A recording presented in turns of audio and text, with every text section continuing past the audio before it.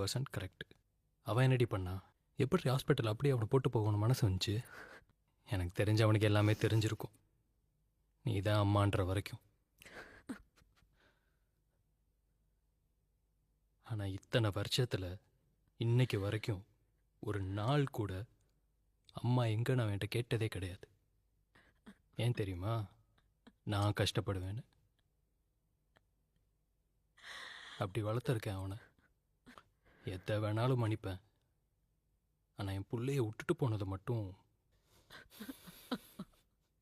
நம்ம குழந்தை செத்து போச்சுன்னு சொன்னாருடா. எதே? குழந்தை செத்து போச்சுன்னு சொல்லி என்ன உங்ககிட்ட இருந்து பிரிச்சுட்டாங்கடா.